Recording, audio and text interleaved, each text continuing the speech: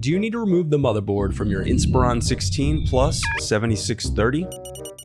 Also, you can click the top right of the screen to find this part or tools or additional help on our website, including written step-by-step tutorials with detailed images. Now that that's out of the way, let's jump into it. First, unscrew the bottom base cover. Now use a plastic scribe to separate and remove the bottom base cover. To prevent static discharge, I recommend disconnecting your battery before moving any further. I also recommend sorting your screws as you take apart your laptop. It'll make it that much easier during reassembly. Next, unscrew and remove the Wi-Fi bracket. Then disconnect the Wi-Fi antennas and slide out the wireless card. If your laptop has a 2230 solid-state drive, you'll unscrew the solid-state drive and the heat shield. Next, unscrew the solid-state drive and separate it from the mounting bracket. If your laptop comes configured with a 2280 solid-state drive, you'll unscrew and remove the solid-state drive and heat shield. Then unsnap the locking tab to disconnect the input-output board cable. Now unsnap the locking tab and disconnect the touchpad cable. Next, unsnap the locking tab to disconnect the keyboard cables.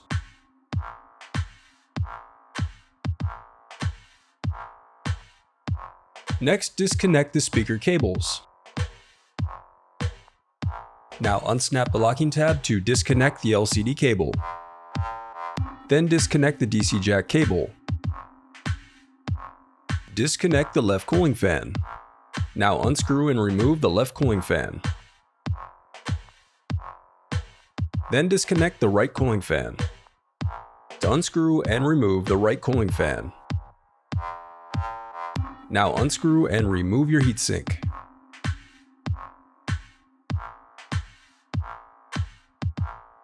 Then unscrew and remove the motherboard.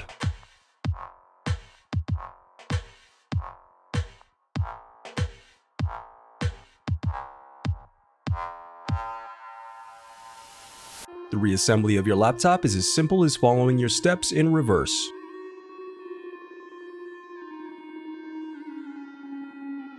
Before replacing your heatsink, it's important to wipe away any old thermal paste from your CPU and heatsink.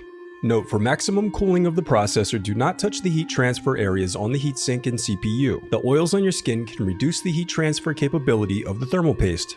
Then apply a small amount of thermal paste to the CPU before replacing your heatsink.